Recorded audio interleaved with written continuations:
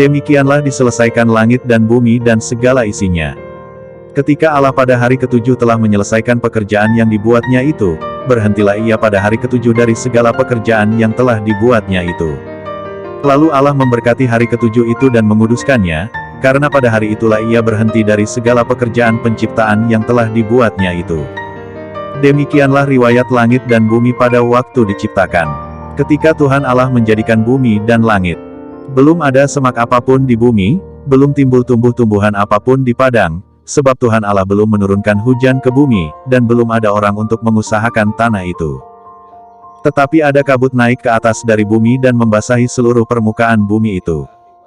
Ketika itulah Tuhan Allah membentuk manusia itu dari debu tanah dan menghembuskan nafas hidup ke dalam hidungnya, demikianlah manusia itu menjadi makhluk yang hidup.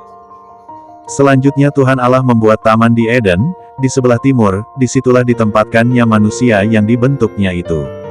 Lalu Tuhan Allah menumbuhkan berbagai-bagai pohon dari bumi, yang menarik dan yang baik untuk dimakan buahnya, dan pohon kehidupan di tengah-tengah taman itu, serta pohon pengetahuan tentang yang baik dan yang jahat.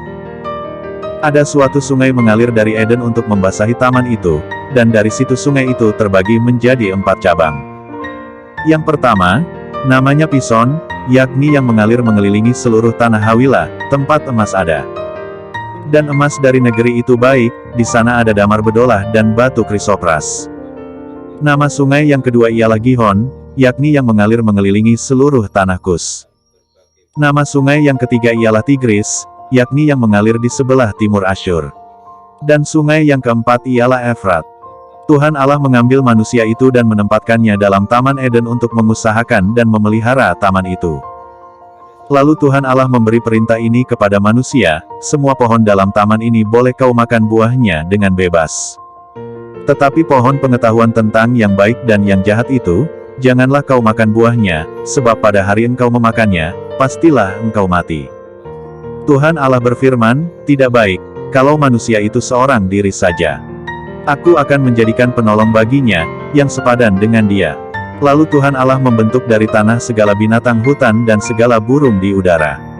Dibawannyalah semuanya kepada manusia itu untuk melihat, bagaimana ia menamainya, dan seperti nama yang diberikan manusia itu kepada tiap-tiap makhluk yang hidup, demikianlah nanti nama makhluk itu. Manusia itu memberi nama kepada segala ternak, kepada burung-burung di udara dan kepada segala binatang hutan, tetapi baginya sendiri ia tidak menjumpai penolong yang sepadan dengan dia. Lalu Tuhan Allah membuat manusia itu tidur nyenyak, ketika ia tidur, Tuhan Allah mengambil salah satu rusuk daripadanya, lalu menutup tempat itu dengan daging. Dan dari rusuk yang diambil Tuhan Allah dari manusia itu, dibangunnyalah seorang perempuan, lalu dibawanya kepada manusia itu. Lalu berkatalah manusia itu, inilah dia, tulang dari tulangku dan daging dari dagingku.